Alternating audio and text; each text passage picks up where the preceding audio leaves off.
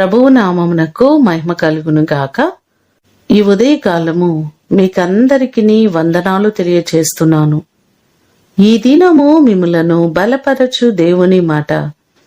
తన్ను ఆశ్రయించు వారి ఎడల యెహోవా దయాళుడు. విలాపవాక్యములు 3వ అధ్యాయము 25వ వచనం. యెహోవా దయాళుడు అనే మాటలు బైబిల్ గ్రంథంలో పలు పర్యాయములు వ్రాయబడి ఉంది. ఆయన మన ఎడల నిరంతరము దయ చూపించేవారు.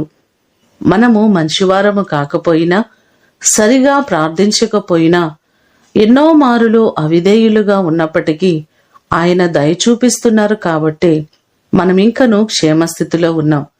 ఆయన దయ చూపించడం మాత్రమే కాదు, ఆయన మేలు చేయుచున్నాడు అని 119వ కీర్తన 68వ చరణంలో మనకు కనబడుతుంది. ఎవరైతే దేవుణ్ణి ఆశ్రయిస్తారో ఆయన దయ చూపి అనేకమైన మేలులు వారి జీవితాల్లో చేస్తారు. ఈ మాటలు వింటున్న మీ అందరి జీవితంలో దేవుడు అనేకమైన మేలులు, అద్భుతములు చేసి ఆయన మిమ్మును ఆశీర్వదించునుగాక.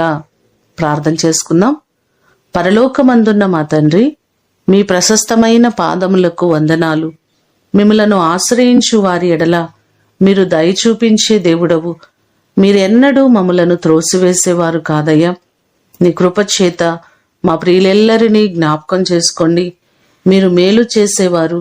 మా జీవితాలలో అనేకమైన అద్భుతములు చేసే దేవుడవు మీరే ప్రభువా.